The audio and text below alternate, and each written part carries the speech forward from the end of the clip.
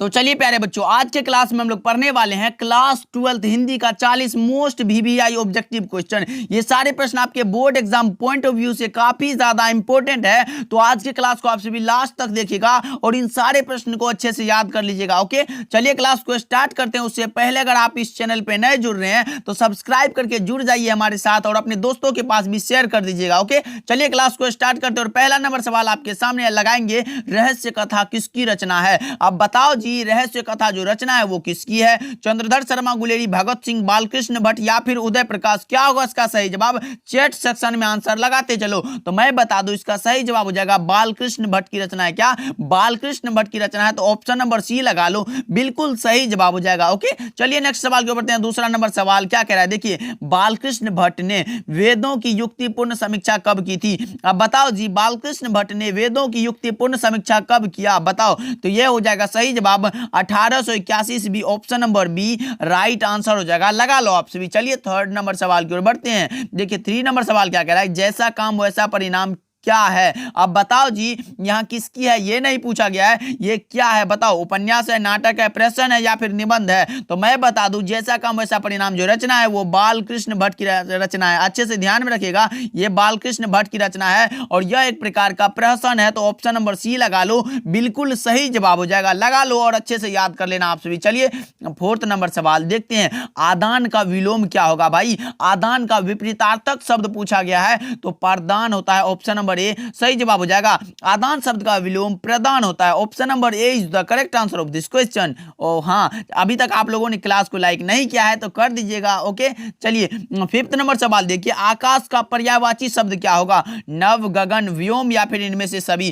क्या होगा इसका करेक्ट जवाब? फटाफट से आप लगाते चलो। तो इसमें से सभी हो जाएगा। ऑप्शन नंबर डी सही जवाब हो जाएगा। लगा लो आप सभी, नभ, गगन, व्योम, इनमें से सभी। Option number D is the correct answer of this question. अच्छे से याद कर लो आप सभी। चलिए 6 नंबर सवाल देखते हैं। देखिए, जो बहुत कम जानता हो, जो बहुत कम जानता हो उसके लिए एक शब्द होता है अल्पज्ञ। क्या? अल्पज्ञ होता है। लेकिन जो बहुत सब कुछ जानता हो उसके लिए सर्वज्ञ होता है। क्या? सर्वज्ञ होता है। लेकिन यहाँ बहुत कम के लिए पूछा गया तो अल्पज्ञ हो जाएगा। Option number A right answer हो जाएगा। लगा लो आप सभी। चलिए 7 नंबर सवाल देखते हैं, क्या कह रहा है, काम तमाम करना मुहावरे का अर्थ क्या होता है? काम तमाम करना मुहावरे का अर्थ होता है मार डालना। क्या? मार डालना। Option number C is the correct answer of this question. Okay, अच्छे से ध्यान में रखिएगा आप सभी। चलिए 8 नंबर सवाल देखते हैं, चित्ररेखा किसकी कृति है? अब बताएंगे आप सभी की चित्ररेखा जो रचना है, कृति है, वो किसकी है? जयसी की, शमशेर बहादुर सिंह की, रघुवीर शाह की या फिर सूरदास की? तो मैं बता दूं, इसका सही जवाब हो जाएगा मलिक मोहम्मद जयसी की। ऑप्शन नंबर ए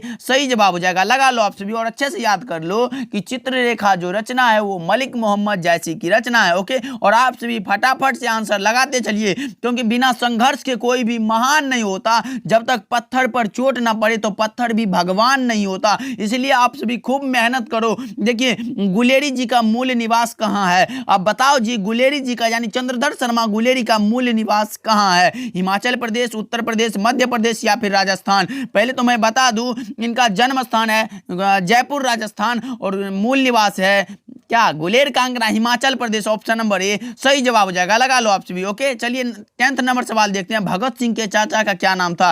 अब पूछा गया भगत सिंह के चाचा जी का क्या नाम था, तो इसका सही जवाब होना चाहिए अजीत सिंह। क्या? Ajit Singh. Option number B right answer हो जाएगा। लगा लो आप सभी कि भगत सिंह के चाचा जी का नाम था अजीत सिंह। ओके, चलिए 11 नंबर सवाल देखते हैं, तिरंगा शब्द कौन सा समास है? तिरंगा भाई 3 रंगों वाली यानी नंबर का बोध हुआ। लगा लो कौन सा? द्विगु हो जाएगा। ऑप्शन नंबर सी सही जवाब हो जाएगा। लगा लो आप सभी। ओके, चलिए 12th नंबर सवाल देखते हैं, आजन्म शब्द में कौन सा उपसर्ग है? भाई आजन्म, आ प्लस जन्म हो जाएगा यानी आ हो जाएगा उपसर्ग। Option number C right answer हो जाएगा। लगा लो आप सभी। चलिए 13 नंबर सवाल देखते हैं, संख्यावाचक विशेषण कौन है? अब लगाओ आप सभी की संख्यावाचक विशेषण कौन है? नया तो होगा नहीं, थोड़ा भी नहीं होगा, इनमें से कोई होगा तो नहीं। तो ऑप्शन नंबर बी लगा लो। Option number B right answer हो जाएगा। संख्यावाचक यानी नंबर का बोध हो रहा है 100 मतलब 100 हो जाएगा। ऑप्शन नंबर बी सही जवाब हो जाएगा। लगा लो आप सभी। चलिए 14 नंबर सवाल देखते हैं, देखिए 14 नंबर सवाल क्या कह रहा है कि संधि कितने प्रकार के होते हैं। भाई ये तो मैंने कितनी बार बता चुका है कि संधि जो है 3 प्रकार के होते हैं, स्वर संधि, व्यंजन संधि और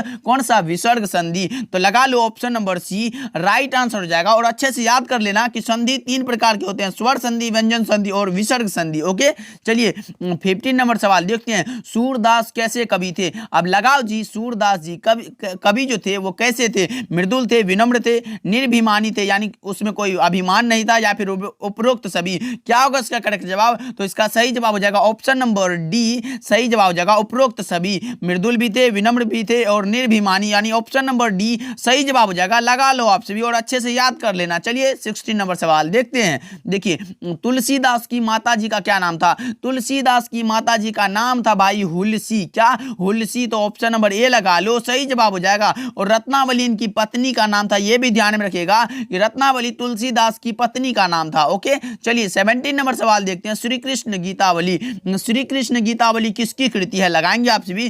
श्री कृष्ण गीतावली जो रचना है वो किसकी है, सूरदास की, तुलसीदास की, नाभादास की या फिर जयसी की। आप लगा रहे हो ऑप्शन नंबर ए, जो कि बिल्कुल गलत जवाब है भाई, गलत जवाब है। श्री कृष्ण गीतावली जो रचना है वो तुलसीदास की है, ऑप्शन नंबर बी सही जवाब हो जाएगा। लगा लो आप सभी। ओके अच्छे से बुक पढ़ के देखिएगा, काफी ज्यादा मजा आएगा। भूषण का निधन कब हुआ था। अब बताओ आप सभी, कवित्त के रचनाकार भूषण का जो है निधन कब हुआ था। जन्म हुआ था 1613 में, जन्म हुआ था 1613 में और निधन हुआ था 1715 में। Option number A right answer हो जाएगा। लगा लो आप सभी। ओके चलिए नेक्स्ट सवाल की ओर बढ़ते हैं। 19 नंबर सवाल क्या कह रहा है, जयशंकर प्रसाद का निधन कब हुआ था। निधन मतलब हो गया मृत्यु, अब कब हुआ था बताएंगे आप सभी। जयशंकर प्रसाद का निधन कब हुआ था, यह हुआ था 15 नवंबर 1939, 15 नवंबर 1937। ऑप्शन नंबर ए सी सही जवाब हो जाएगा। लगा लो आप सभी 15 नवंबर 1937। ओके चलिए अगले प्रश्न की ओर बढ़ते हैं। 20 नंबर सवाल क्या कह रहा है, पीली छतरी वाली लड़की, पीली छतरी वाली लड़की किसकी रचना है। जयशंकर प्रसाद, नामवर सिंह, उदय प्रकाश या फिर जगदीश चंद्र माथुर। क्या होगा इसका करेक्ट जवाब,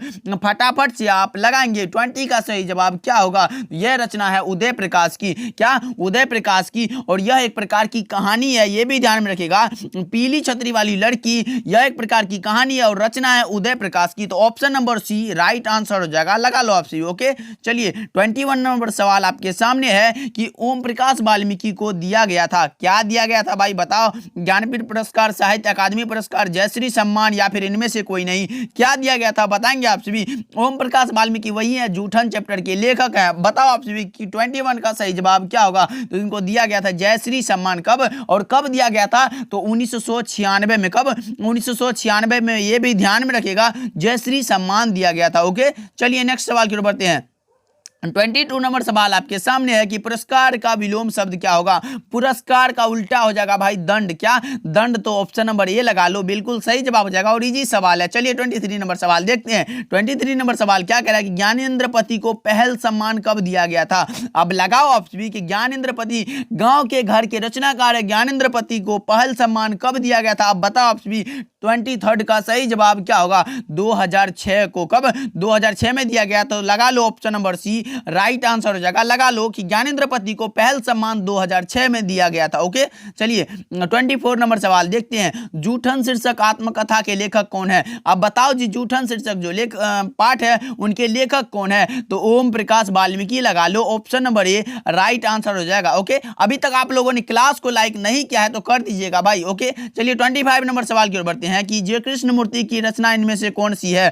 अब बताओ जी, जय कृष्ण मूर्ति की इनमें से कौन सी रचना है। तो लगा लो शिक्षा। शिक्षा के लेखक है जय कृष्ण मूर्ति। ओके रोज के लेखक है सच्चिदानंद हीरानंद वात्स्यायन जी। संपूर्ण क्रांति के लेखक है जयप्रकाश नारायण। बातचीत के लेखक है बालकृष्ण भट्ट। ओके ध्यान में रखिएगा। चलिए 26 नंबर सवाल की ओर बढ़ते हैं। आशा का विलोम क्या होगा भाई। आशा का उल्टा तो निराशा हो जाएगा। तो लगा लो ऑप्शन नंबर बी सही जवाब हो जाएगा। आशा का विलोम हो जाएगा निराशा। अच्छे से ध्यान में रखिएगा। ओके चलिए अगले प्रश्न की ओर बढ़ते हैं। 27 नंबर सवाल आपके सामने।